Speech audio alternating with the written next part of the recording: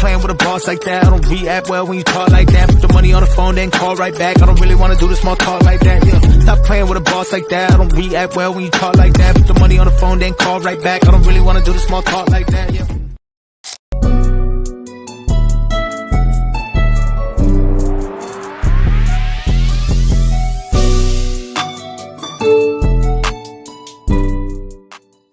Why do I work? That's a great question. I did this exercise at UMBC in their entrepreneurship program. They had us write down 25 things that we deem as the reasons why we get up in the morning. And I think out of all the things that I wrote down, most impactful were having a lot of fun and changing some aspect of the world that I live in today. So if I had to say anything, it would be those two phrases combined: having fun and changing the world. This is the quotable advice I would give to founders who maybe are going through, a potential merger and acquisition. It really just depends on if it's a situation where you need to make the decision as a founder to remove yourself and hire somebody else in your stead or as a CEO to take it from the moon, like with you still having ownership control, if that makes sense. Because if you don't have ownership control, then it's a situation where it's like dire straits and you either need the money, need the capital, need the liquidity, or you just have to sell because you're being forced out because of your board, which happens on the daily. And if your investors realize that you have a very valuable business model and they don't think that you are the proper person and they have enough control and decision-making power to get you out of there, there's not much you can do on that front. Just, I would say, cover your assets properly. Make sure you own the IP. Make sure you, in some way, shape, or form, have your business license out the IP to you and your likeness of the idea, and force it to pay, your LLC on the side, and make sure that that's worked into the, infrastructure of the business. Because at the end of the day, that will prevent you from losing out on a lot of the money that is being made from the business if that does happen. Talk to your lawyers on specifics on how to make that happen. But, this is how I would think of it, right? And it's a forced buyout where they need to leave the company and they're no longer associated. If that's the case, just make sure you get your coin. Why do you work? I asked that question off. I got it off. Let's start with the first question, Naomi. Why do you work? I work because of capitalism, but I create because I love it. And so I think it's just nice to be able to survive and build a legacy for myself financially through the work that I already love doing. Yes, that's my best answer. Want to hear a little bit more on how you can help people leverage partnerships in real estate? Yeah, so I'm going to expand that to how to make sure that your early roadmap as you're building a business, whatever the business is, whether it's a real estate business or whether it's a lending business. Most of my businesses were lending businesses. And I made a tremendous amount of mistakes. Now, keep in mind, I became self-employed and started my first mortgage lending firm at age 21. And I built up by my late 20s, I built up a company that was producing $100 million, $200 million of loans and $10 million of revenue. But let me just explain. So before anybody gets excited about that, I made so many mistakes that it cost me millions of dollars. And here's the advice. There are ways to run a business where a young person who's never run a business, and I'm not putting age on it, but there's great truth to learning from those that have already succeeded before you and learning how to do something. And because I was 21 and the partner that I took on was really just kind of a silent capital partner, I was left to make 15 years of mistakes. Now, I survived them, okay? I paid an enormous price for this education. I mean, millions and tens of millions. And when people talk to me about this segment, I say, look, you don't have to pay this price because there's a story about Jamie Dimon. I don't know, does everybody know who Jamie Dimon is? He is who is he? Why do you work? What has propelled you to build not the shell company, but more or less build with the idea of others in mind? Yeah, it's your prototypical founder story, right? I saw a problem, I had that problem, I looked around, and everyone around me had that problem and nobody was solving. nobody was solving it. So much so that initially, the story goes, I'm watching Shark Tank one night and I see this woman. It's so cliche, right? But I'm watching Shark Tank and there's this woman, Tara. I can't think of her last name, but she designed the Sleep Styler. Very simple curler brand. And she came on the show and she said, I made $1 million in 8 months post-launch. Simple product. And I said to myself, this space is completely saturated with products for the majority. Where are the products for the minorities? And what would those products look like? And I literally sketched out a prototype on a notepad. And I went to the CVS the next day, and I went to the CVS and the Ace Hardware down the street, and got all the combs and brushes I could find, and I got all of the hinges and soldering irons and all the doodads I could find. And I went home and I literally, with my scissors and my duct tape, literally put together a very early stage prototype.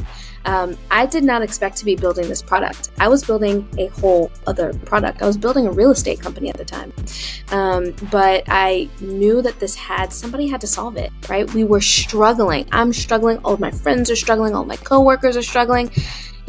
Historically, all of my teammates, I was an athlete, all of my teammate friends were struggling. I said, somebody's got to solve this. And so I actually got on a train from DC to New York a couple of times and met with as many executives in the beauty space as I could.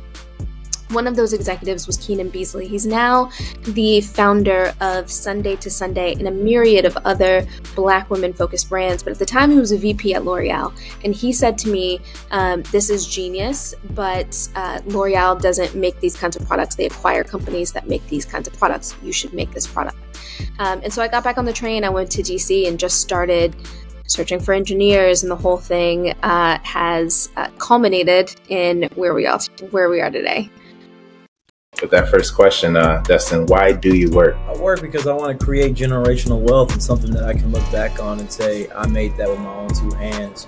There's a very simple, when we look at like the Maslow hierarchy of needs, right? We got, your general needs, low level security of, food, water, shelter, cool. And then we got some psychological needs of, I like the work I do and all that. But then when we get to the actual focus, like the thing that gives you that self-actualization, for me, is that generational wealth, it's the legacy, it's being able to point at something and say, I did that, I built this, people around the world use my product, people watch my videos, whatever it is I'm doing, or getting some kind of value out of something I made with my own two hands. And while I could accomplish those first two very simple needs with, any type of sales job at any tech company here in Austin, that main thing that I wanted for the self-actualization is something I felt like I could only get by building something with my own two hands, and that's the main reason why I work. So Adam, why do you work?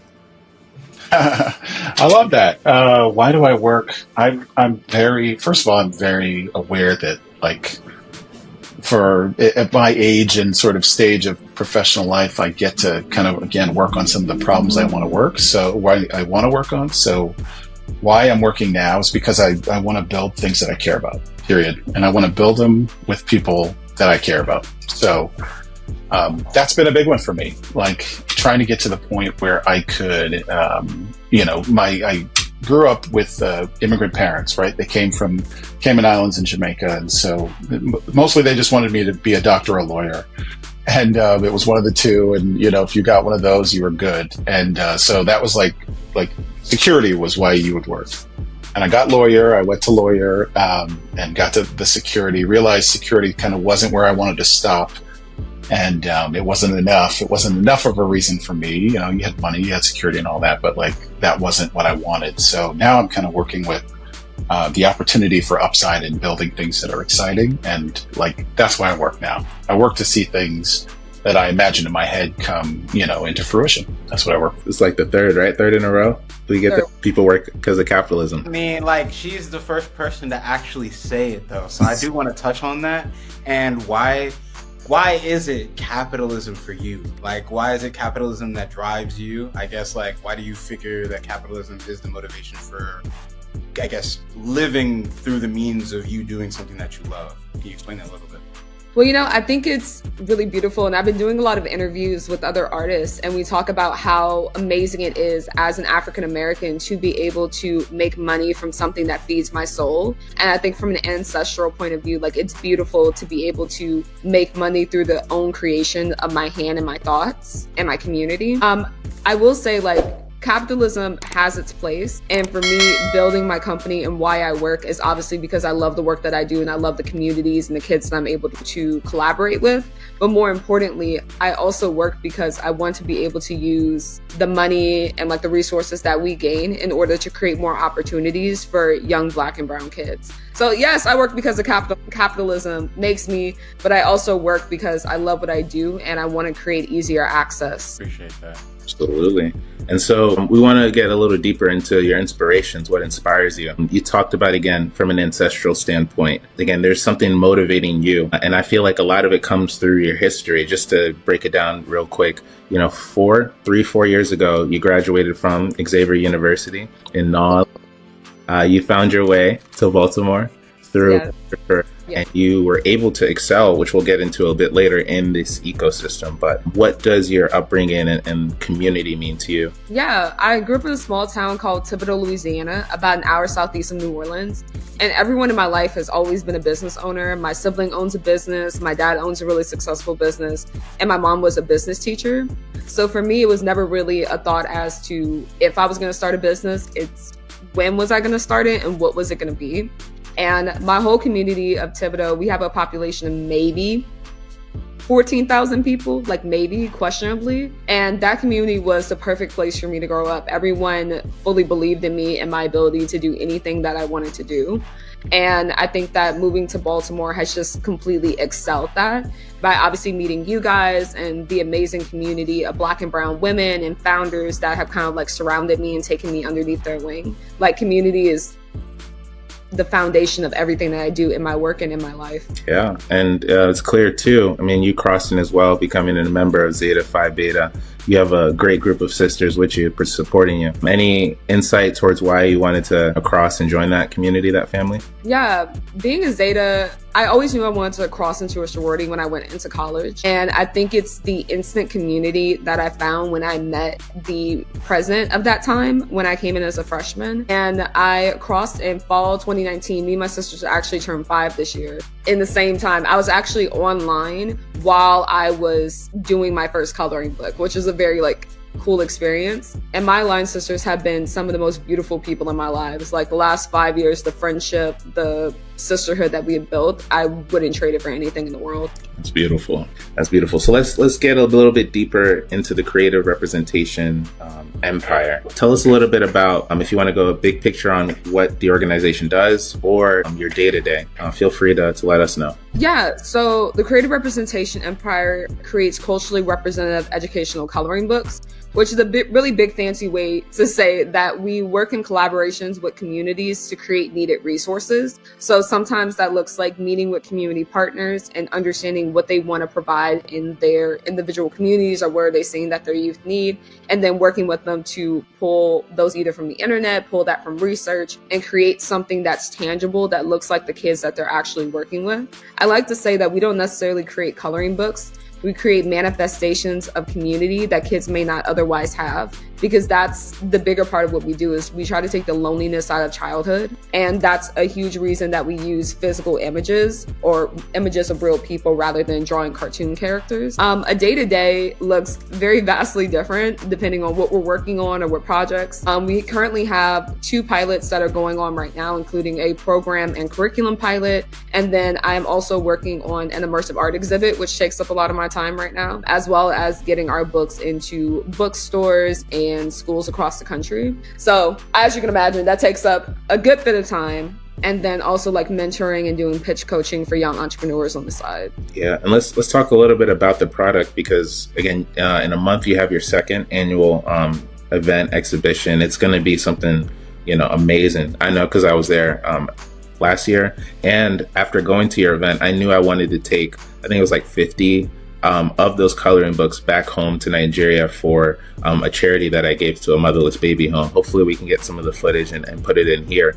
But you're seeing doctors You're seeing lawyers, you're seeing members of Native American tribes. Let's just get down to the detail of what people experience, what people see when they flip through the pages. Yeah, I think it's really beautiful. It's always really hard to like encompass the entire collection because we have 12 different books. Out of the 12 different books, there are probably about 1,000 images curated from people from all across the world. People who like willingly submit images to be a part of something. When I first started creating the first coloring book, it's the biggest coloring book.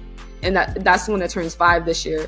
So Black Women Are the Future was inspired by seeing my little cousin experiencing colorism for the first time and wanting to help her build community and build up her self-esteem. Because when she was experiencing colorism, she was 7 years old. But it took me being 18 and going to college at my HBCU for me to unlearn a lot of the colorism that I went through as a child. And so I made the decision there when she said that I wasn't going to let her wait 11 years to figure out how to love herself. And so Black women from my university submitted pictures and affirmations. And the prompt that I gave them was, what would you have liked to hear as a young Black girl growing up? And then that kind of really set the precedent for the work that we do now. So we have coloring books for Black women, Black men, Black history, financial literacy. And one book that I really, really love that I always love to mention when I do interviews in Baltimore is my coloring book, Find Your Village, which helps people deal with loneliness and transition, was actually inspired by my move to Baltimore and the community that I found here. I was very, very homesick, and it was my first birthday, my first Mardi Gras, away from my culture, away from my people, away from my food that I was accustomed to. And so I was really homesick for my birthday. And my friends got together and they went through a generator thing or something, and they made a bunch of coloring sheets with the images that we had all taken together the past year that I've known them. And they wrote me like this beautiful handwritten note. Everyone signed it. And it just reminded me that sometimes you don't even realize that the village you're looking for is already waiting for you to come. And the community that I found here in Baltimore has been a very big inspiration for my work for the past year and how I plan to continuously give back and create in the future. Come on. I need some snaps on that. You said the community that you might be looking for is already there. You just got to open up, extend yourself to do so. Yeah. Yep, Flex. I did get an offer from JP, but JP Morgan, yeah. Right. So, do you know who Jamie Dimon worked for a handful of years when he was younger? He worked for a guy named Sandy Weil. Do you know who Sandy Weil is? He was another important finance dude. Sandy Weil was the chairman and founder of Citigroup. Yep. Okay, so my point of all this is that there are many people that knew how to run a finance company, a financial services company, and a lending company, and a bank that I could have drawn information from and learned really how to architect and organize a business. I didn't do all those things. What I did was I said, because my core competency is in an area of sales that doesn't qualify me to run a business effectively. And my advice is that people should either go to work for somebody for a couple years, knowing that that's the investment they're making in the education, or they should bring in a consultant, or they should study somebody who's already executing in that industry at that level that they want, and study it in a way that's not superficial. I mean, really study it. And that's my advice, because it'll save somebody millions of dollars. And I'm not kidding. It cost me tens of millions of dollars having to figure this out in the first 15 years. And we spoke about it with our last guest. Advice I learned was you can't outsource your idea. Something that's often taught to me is that a bit of what you're saying? Really get your skin in the game, like approach each opportunity, each investment opportunity as an expert, and try and become that expert before partnering on deals. Run a company on paper first, every company, because you have an idea and you've got to map out, and you've got to think through every single area of the execution of the idea. And the thing you don't want to do is you don't want to think that your ego, that your way is the right way, without having other experts weigh in and of how you're making the decisions in all areas. I mean, every company has some level of accounting. Every company has some level of software. Every company has some level of legal issues. Every company has some level of ways to approach from a sales and marketing perspective. And often what happens is entrepreneurs have an ego that gets in the way. And what they do is their ego says, I got this idea. I'm the owner of this idea. We're going to run with it my way. And there are very few people that, without drawing from other resources, can really execute well. So what I've learned is this. I run a company that now has partners that are smarter than me. Now, I'm really smart in one area. Nobody's gonna outrun me in that one area. You can't build a company in one area. You got to hire really, really bright people. And I'm a talker. I'm a sales guy. I'm an asset manager. But what I've done was I surrounded myself with engineers. I've got some really, really smart people that are detailed, organized, analytical, that save my ass. But it took many years to have the ego, to put my ego aside and know the difference between the right hire and the wrong hire. It really comes down to grade everybody A, B, and C, okay? And take the time to do the due diligence, because what happens as entrepreneurs is we hope the person's the right person, but we don't take the time to really make sure that individual is gonna help us. And the last thing I'll just say is that often what happens is in a partnership, we find like-minded, like-talented individuals to be our partner. And that's actually the opposite of what you want to do, okay? Because you don't need two people with the same personality. You don't need two people with the same skills. You don't need two people with the same strengths. You actually need the opposite of that. You need people that will save you from yourself. Excellent. And those ideas of leaving the ego at the door and team building, are those some of the elements you touch on in your new book, From Worry to Wealth? Step-by-step guide to building overall financial and achieving financial success. Are those some of the topics that you highlight? Actually I don't, because I have a very laser focused use for that book. And that's really to answer one question. People ask a question: how do I become wealthy? And I've been around a lot of wealthy people. When you run private equity funds, you're around wealthy people all day long. And I've been fortunate of reverse engineering a formula that I have seen for 30, 40 years. Not just my own execution, but the people that have executed, that are self-made multi-millionaires. And to me, wealth is not 5 million. Wealth in this day and age is 10 million or north as a net worth. And so that book specifically asks the question, if you all said, what is the formula for becoming wealthy? It doesn't answer the question of how do you best build a business. No, I appreciate you mentioning that question, right? I think that what is the formula for becoming wealthy, and mentioning that your specific lane is in lending, right? Your formula was lending for you because you just happened to stumble upon the right situation at the right time. However, for other people, you're also notating that it may be something different, and you're not to say that one way is better than another way, right? We want to make sure that everybody is aware that whatever your strengths are, you want to make sure that you're leveraging your strengths to find your way out of whatever that is. Correct? So, Alairé, my book is industry agnostic. It doesn't talk about finance, doesn't talk about what I did at all. Gotcha. Okay. It doesn't even reference me, because the formula can be applied. And I stand by this, that the formula, the variables in the formula.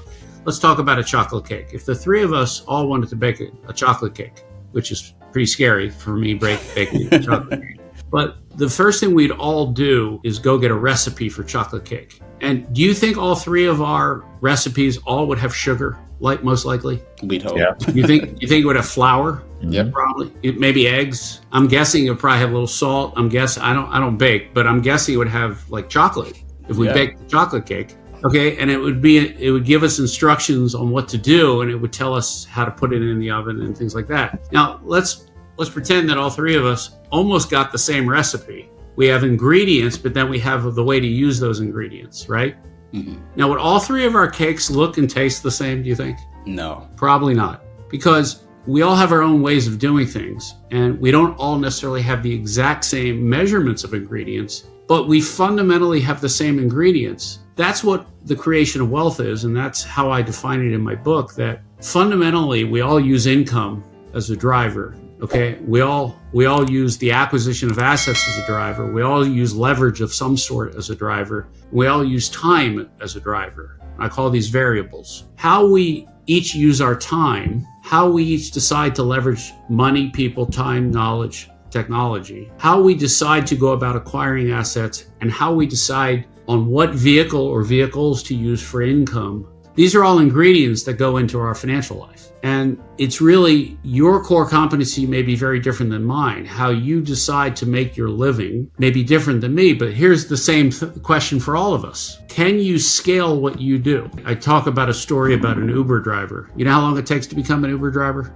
in terms of hours, invested hours? Is it 60 to join the platform? It's about 3. 3.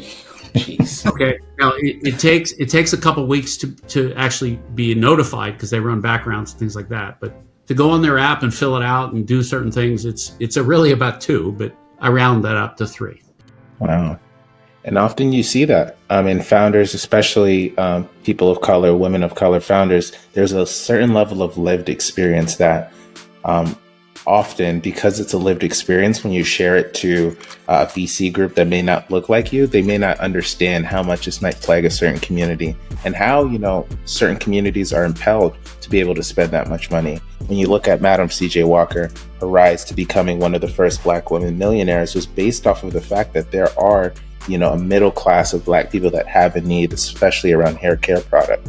So to hear that you connected with a multi-billion-dollar company that was faced with that build or buy decision, they realized that buying something that is built and made for people that are often not the majority is the most profitable way towards scaling up a business.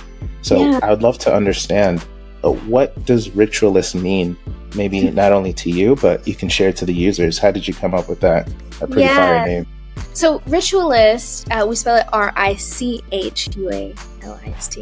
And basically what we're doing here is we're providing an experience, right? This process of detangling and conditioning and styling and maintaining your hair, it's every woman of color with natural hair's nightmare, right? Like, we dread it. We love our hair. We've come to love our aesthetic, which is so beautiful, but it's also really hard to get people to, just be able to relax into this process, right? So we've got all of this beauty, but the logistics are still so terrible. And so really what we're trying to do is provide that rich experience that makes people say, yes, wash day, it's finally here. I get to do this thing. I get to have a self-care moment, right? So when you go to our website, you'll see all of the brand colors are very soothing and calm. We offer a wash day playlist where folks can, just relax while they're going through their wash day. We try to provide a different spin on wash day. Yes, it's about the product. Yes, the product does amazing things for one's routine.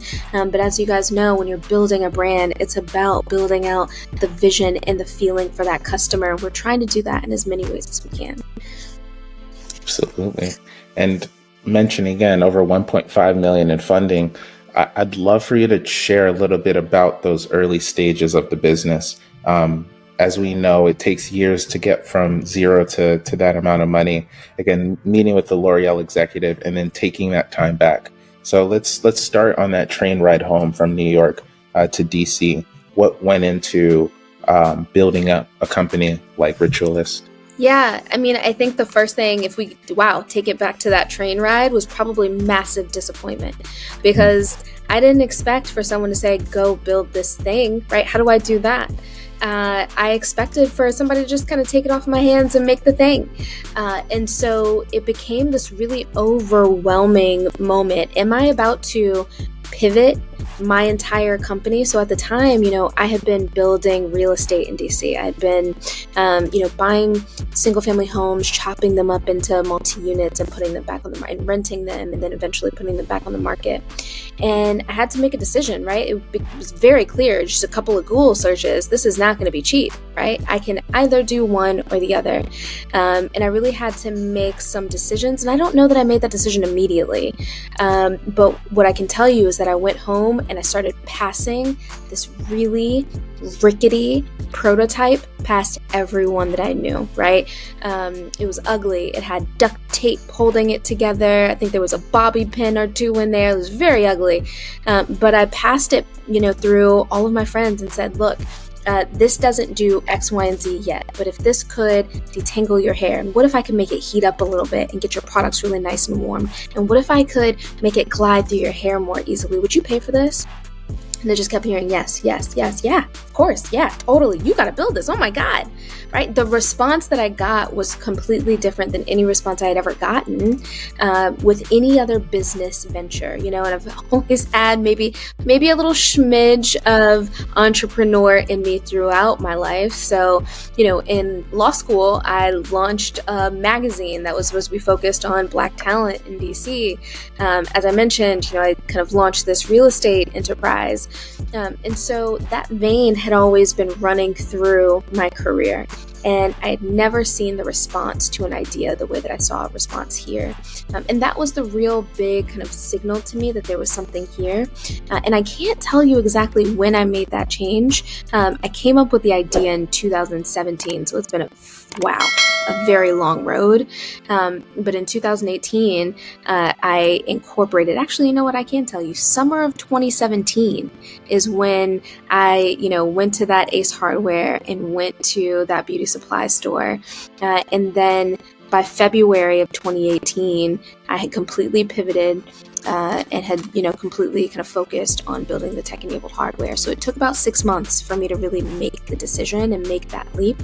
But I made that leap because of listening to customers and listening to their enthusiasm. In fact, every decision that we've made, the reason that we've been able to produce such a pristine product that provides so much value to its customers is because we've listened intently to our customers and we've made those changes and those iterations. It's been about 5 years of development, but we're so excited to finally get this product into customers' hands. So the heated hair applicator and styler of what it is today, selling out on stores, wouldn't have been possible if you didn't put together that duct taped MVP. That's right. For people to see. Yeah, that's right. Yeah, it all started with the ugliest prototype ever. Now, I'm teaching classes on entrepreneurship, which just blows my mind. And I see, folks all the time saying, well, I need $1 million. I need $7 million to get started. And the reality is most of us, not all of us, but most of us can get started with a few $100s at most, right? We can do a lot with a little. And the key to entrepreneurship, I believe, is figuring out how to do big things leanly. It's amazing. Awesome. Thank you. I think even just within this short moment, you've unpacked so many skills that for the people listening that have those 4 or 5 ideas that are on the back burner, if there's one idea that with enough hard work, with even $150, even with some Google Cloud credits, you can put in the front of people. That's big. Mm-hmm. It is big. And sometimes it's not about winning, right? We forget that entrepreneurship is about learning. It's about the focus. It's about the process. Every entrepreneur that I know who has made it, right? Who's had the big exit, all they can talk about is where we are now. Right? All they want to talk about is, well, when I was in my day, this is the moment when you're in it and you're failing and you're figuring things out and you're bringing something to market. And then that is the story. That's the big win, right? And so we have to keep remembering as entrepreneurs that it's not about getting to anybody's finish line, but getting in it, getting into the process. That's the whole game. Wow. I mean, Alairé, we've had a bunch of interviews, and even what we see sometimes in the ecosystem is that, what's your next win or what's your most recent win? Yeah. That focus on, how good you are. That can be a big deterrent for some people into becoming a founder. It's clear, that with what you've done, you feel like you've built enough kind of traction, mental traction. You've built enough progress to where it'd be just too crazy not to quit. Mm-hmm. Yeah, I feel that a lot. So prior to coming, into entrepreneurship, I worked at a big law firm in DC, and when I left, I burned some bridges, right? Left in a fury, right? Really just fireworks everywhere. And I did that. Some of it was subconscious, but some of it was very conscious, right? I knew that if I was going to do this, I needed to not have a pathway back, right? It needed to not be easy for me to just jump back in. And having burned those bridges, and, let's be fair, they deserved not to be burned. But the wonderful thing is that, it kept me focused when things got hard. Sure, if I really wanted to, I could have gone back in that direction. But one, I didn't want to. And two, I knew that I had something big. There was a lot of upside that I still hadn't discovered in the path in front of me. So yeah, this process is really beautiful. And I think those hard moments, they can really kind of make you question your path.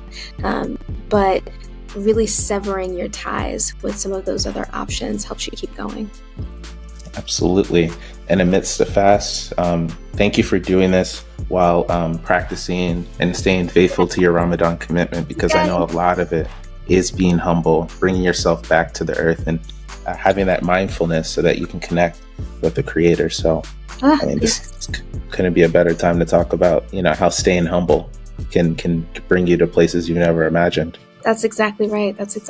Yeah, this practice is just so beautiful any time of year, and no matter what profession you are in. But being an entrepreneur and being in the midst of Ramadan and really getting back to your mission and your purpose and making sure that you're rightly aligned, it's a really beautiful process, and I'm very grateful for it. Absolutely. So, Alairé, feel free to jump in, but I think we really talked about the why, why you're in this space, why you stayed committed to it. There's an Afrotech article where, you shared you had to go through a number of roadblocks, whether it's personal health or whether it was turning down that real estate business, because like you said, you knew when there's a huge valley in front of you, sometimes the worst thing you can do is turn around and look back. So, could you share a little bit, any motivation about, why sometimes taking that leap of faith in a world where there's so many distractions? What is the benefit of focus, especially when you're trying to build something? I mean, it's everything, right? The entire game is just being able to jump back in. It's being able to get knocked down and being able to take that side road, right? We all know that moment where you have an investor meeting and they say, well, if you just do this, then I'll fund you, right? So you get distracted from your main mission, and of course, they don't end up funding you, right? You have to stay focused no matter what the distractions are. But I'll tell you, you've asked me to elaborate on my why. And I'll say that along the way, I've developed such incredible relationships with the women around me. And those women have not just been wonderful partners, but they've also been wonderful friends, right? And we share this mission. We share this mission of serving women and women of color in particular in a way the market refuses to. And I don't have to tell you guys, I probably don't have to tell your listeners how poorly funded all of those women are, particularly the Black women around me, right? So a lot of what keeps me going is feeling an obligation to put some points up on the board for Black women-run companies, right? Every room I have ever been in tells me, even now that I have product that is made and produced, you can't do this. You're not going to be able to pull this off, right? They've been saying it from the very beginning. And so for me, it's important to establish that precedent.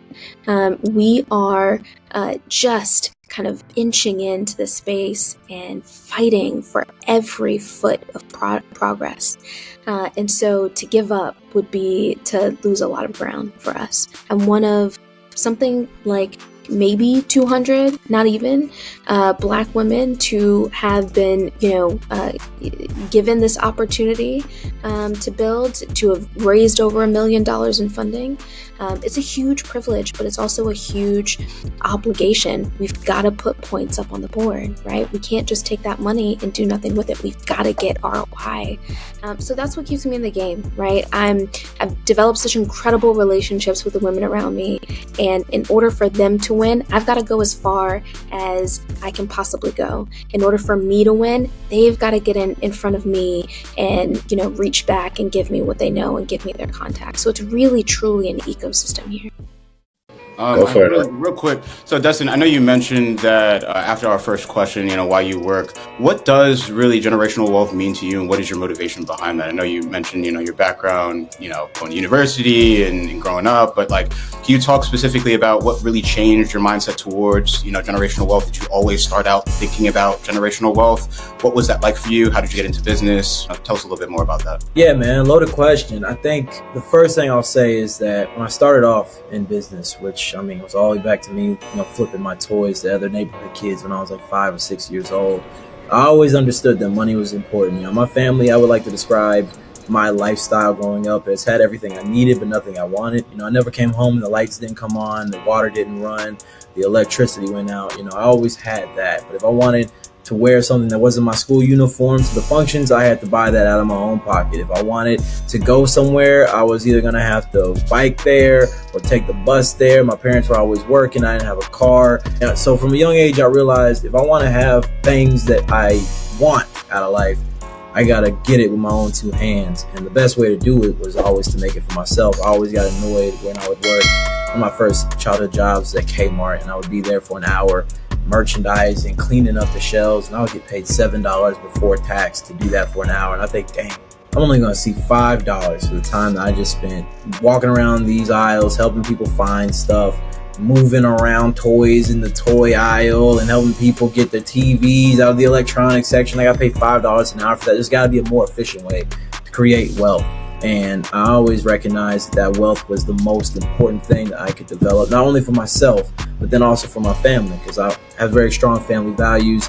I don't have, a wife and kids yet, but one day I will. And I want to be able to be there for my children. I want to be there for my wife. I want to be able to give them the experiences that I didn't get to have.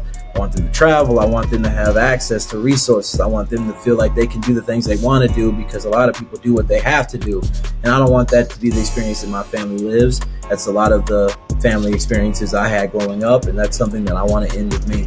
Facts. So let's talk about it. You made a promise to your mom that you would be on the stage and you would bring her on the stage to Shark Tank. How did that happen? Yeah, man. 10 years old. Wasn't a very good speaker. It's something that's really funny to talk about, because people always know me most for oh man, Destin's so articulate and he's so good with communication. He's not afraid of crowds. He can say whatever. He's charismatic. He's witty, yada, yada, yada. That was not always true. When I was 10 years old, it was not that case at all. I was really bad with speaking. I had a bad lisp. I had a stutter. I was nervous about talking in crowds. I wasn't very good at it. My mom always knew the type of guy I was going to be. I wasn't the dude who was building 3,000-piece Lego sets or 1,000-piece puzzles. I was selling stuff. I was talking to people. And she said, you're going to be a sales guy. You're going to be a business guy one day. And you're going to need to know how to get your points across succinctly, articulately, and persuasively charismatic. And you need to be better at speaking. And so this is around the time that season 1 of Shark Tank came out. She said, we're going to start watching this show. And we watched it pretty much every week from the time I was 10 to 16. Every week we would watch it. It was like Shark Tank and The Amazing Race. Every week, every weekend. And one day, when I was 16-ish, this is 2014, I remember I saw a young black man and his mom go on there. And that was the first time up to that point that I had actually thought I could be on the show. Because up to that point, it had been, maybe little kids who were on there with some kind of cute business, which, okay, they're on there. It's a good feel-good thing. Or it's a legit older dude with millions of dollars of revenue, already raised capital, done this industry, decade experience, yada, yada. But then I saw this guy who's about college age, about the age I am now, with his mom on there. And I thought, oh, man, that really opened my mind to the fact that this is a show that I could actually be on. Up to that point, it was this cool thing that would be nice to be on, but obviously it's not going to happen. It's a TV show.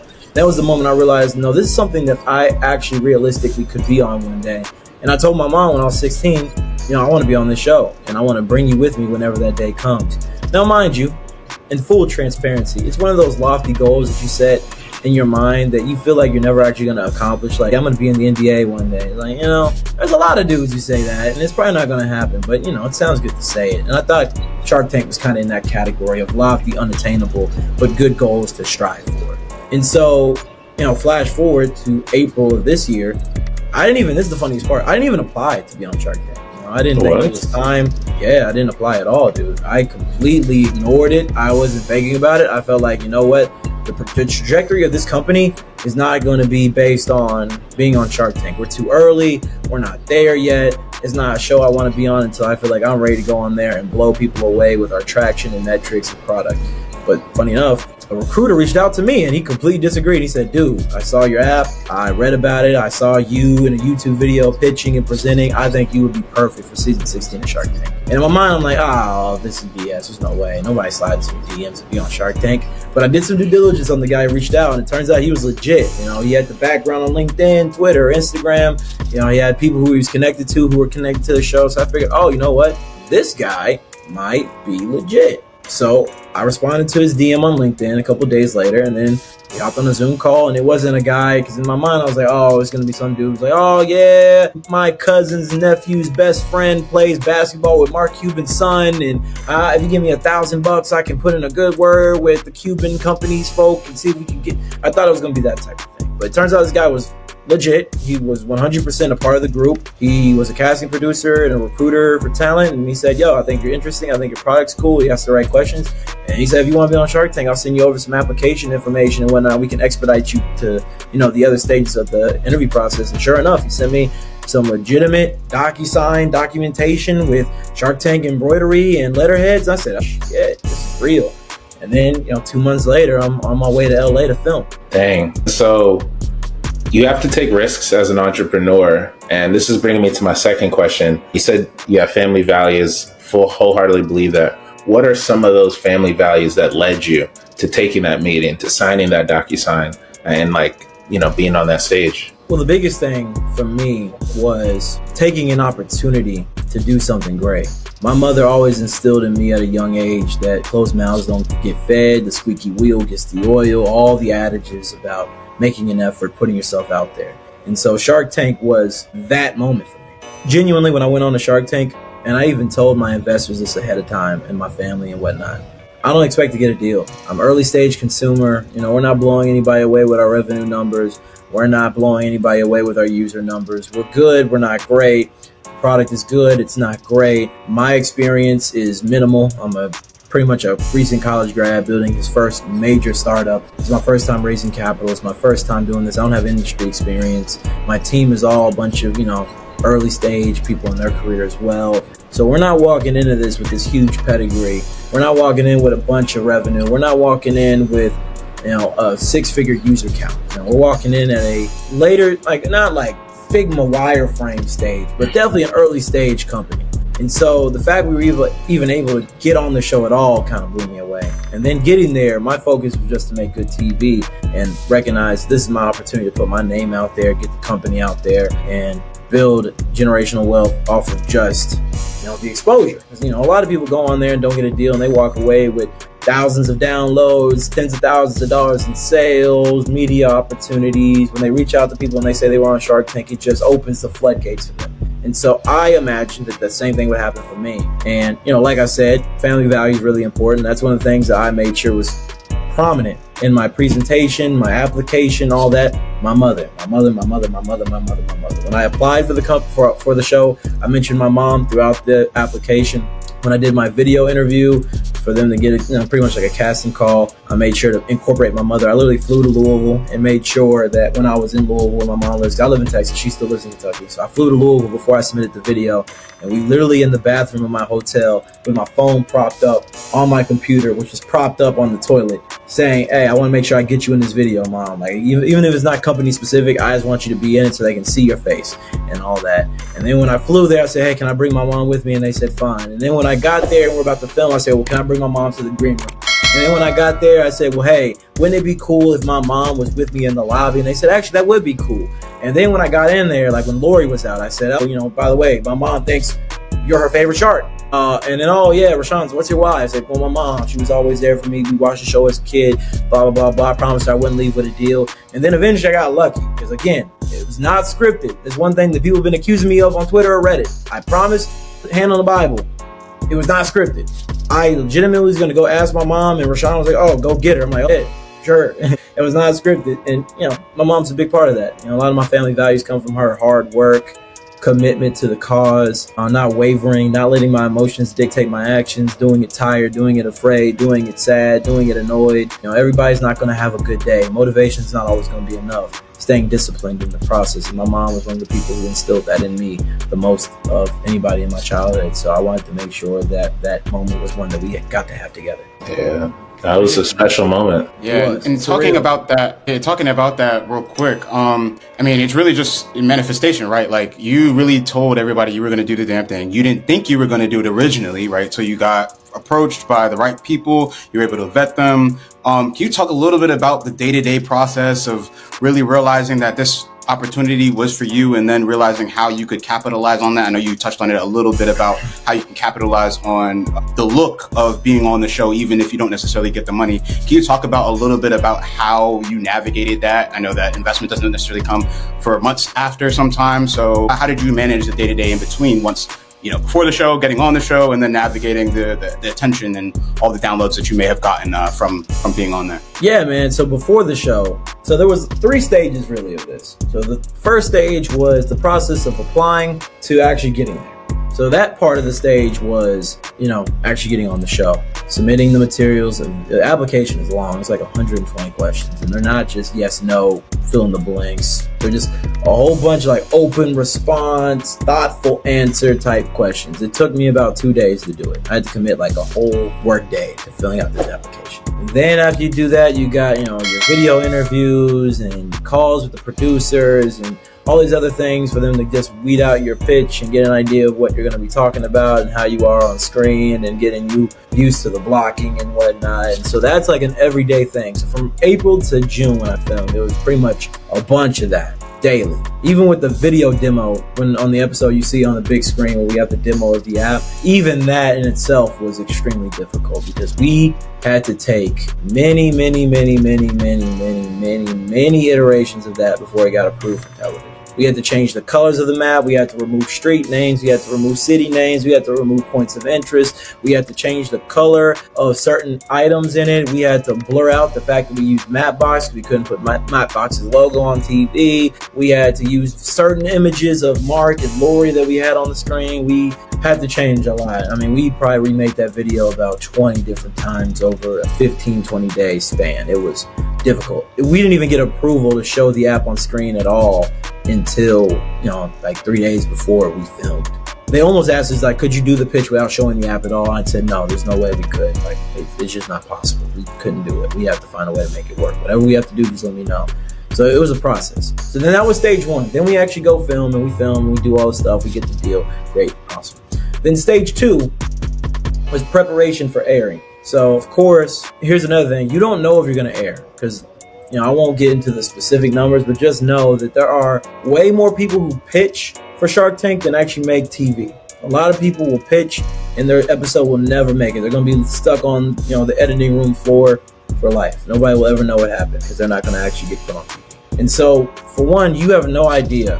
And they let you know, like, hey, just because you came here to film and you did all this doesn't mean you're actually going to be on TV. Some people just don't make it. And so with that being said, unfortunately, we weren't for sure. Now, I will say that I was pretty sure, because again, A, I knew I made good TV. B, we got a deal. C, we have an interesting product. And D, I'm just confident. So I felt like we were. So I realized that, all right, we need to plan ahead now. So immediately we sprung into action. All right, well, we need to launch this feature by then. We need to change our database so that way the app isn't crashing for the new, you know, surge of downloads and users. We need to do this, boom, boom, boom, boom, boom, boom, boom, all these new things. And we're just in sprint mode for like the next 4 months of getting all these new features ready, changing UI, changing how the system works, making a Shark Tank optimized SEO website. We tried to buy the car.io domains. We reached out to PayPal. They wouldn't sell it to us. They suck, but whatever.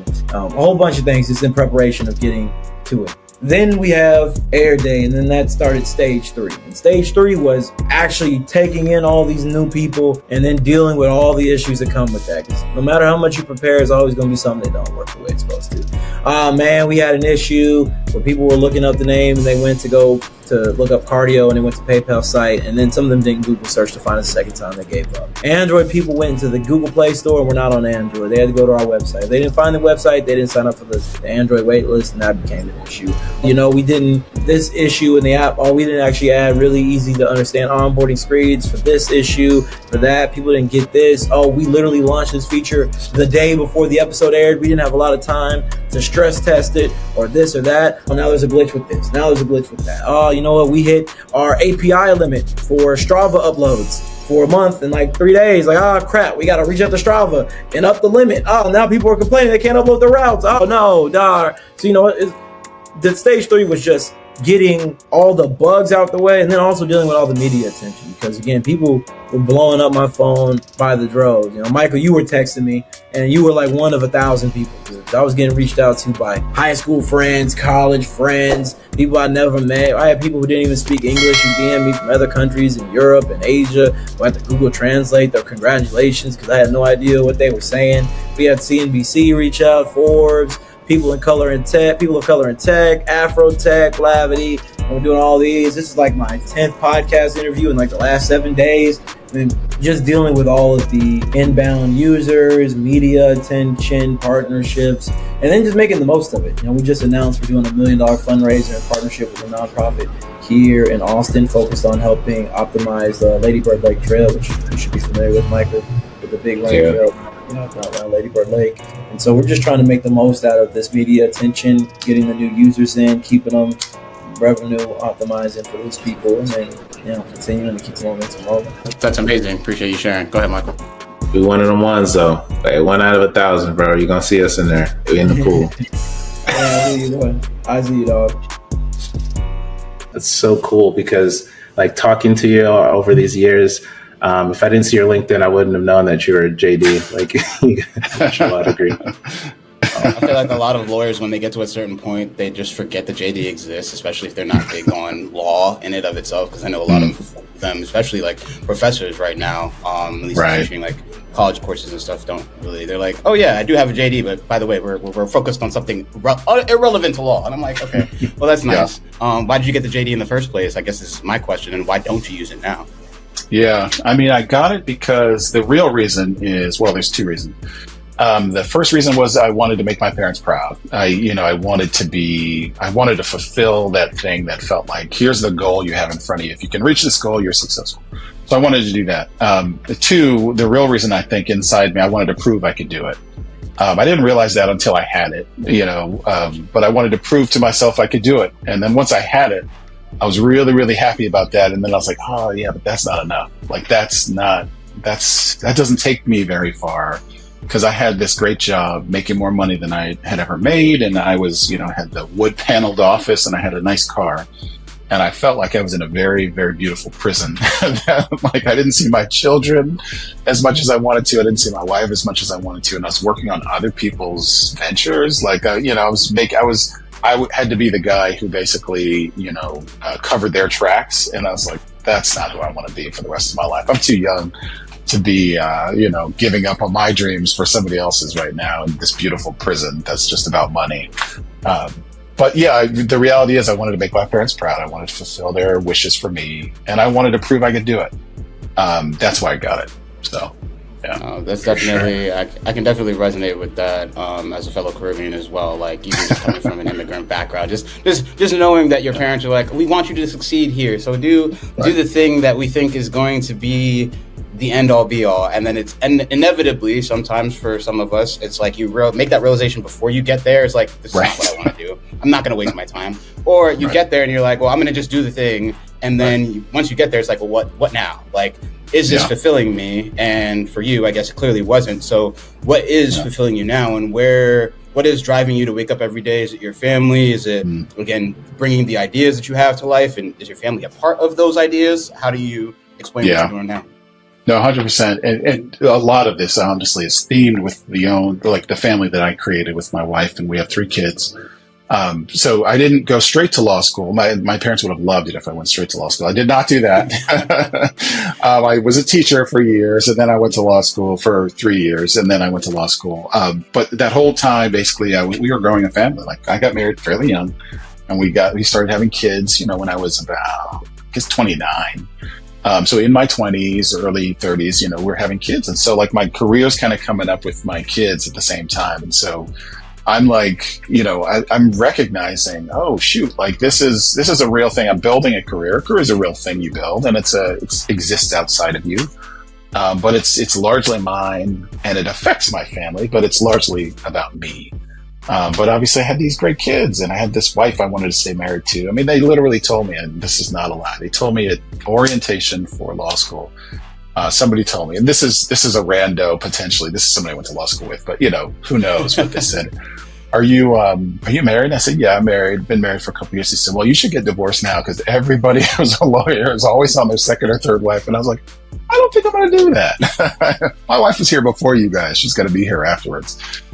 So, I felt like I wanted to grow the family too. I wanted to be there for important stuff. I wanted to make games. I wanted to coach my kids and, like all that stuff that was important to me too. And I wanted to grow that alongside my career. And I just didn't want to give too much of one. I wanted to also be ambitious and excited about my work and, push the boundaries. But I also wanted to go to baseball games and coach soccer and, cut orange slices and do all that stuff. So balancing that was the work of my 20s and 30s.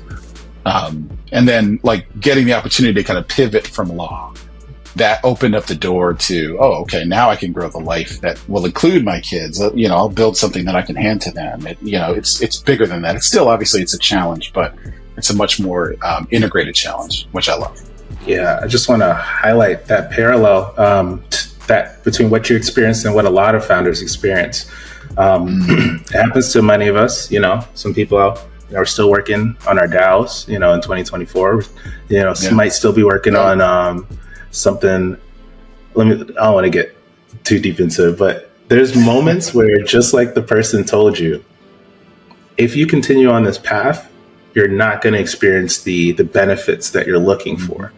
Whether that's, for a founder, this market is officially saturated. Unfortunately, it's too late. This technology is outdated. But when the writing's on the wall, it's then the ball's completely on your court. What are you going to do? Are you going to change? Are you going to kind of live in the la la land? Are you going to try and make it work for a certain amount of time? How long was that transition between hearing that, you working in the space, and you saying, I just got to take a step away from this for the benefits that you're currently living in now? That's a great question. So that was at the very beginning of my legal career. It was law school, and it was years. It was 7 years probably before I really completely stepped away the first time. And I mean, I still practice here and there after I sort of went to entrepreneurship. Actually, it was more than that. It was 10 years. So I practiced for a good long time, went to law school, practiced, was dealing with taking different kinds of jobs. I actually started at a private firm, was making the good money. And that was the wood paneled office with the nice car and the long hours. And eventually ended up working for DOT. I was a senior attorney and director of innovation at DOT. And honestly, that work was a breath of fresh air. I loved it because, one, the hours were regular and they, I got home at a decent time and I could coach and I could do all that kind of stuff. I loved that. But the mandate was also really, really clear. It was safety above all, essentially. It was intellectually stimulating. It was difficult. It was challenging. I got to work with teams of attorneys for Exxon and, Chevron that were kind of on the other side of the table. And I got to be the one attorney fighting the 20, well-paid guys in the great suits, which I took as a fun challenge, and was enjoyable. But it was also I could leave at 5:30 and I could go home and, it was understood that I would be leaving typically at 5:30. And that was a big difference maker for me. It still wasn't enough, but it was great. I appreciate it. That was 10 years. So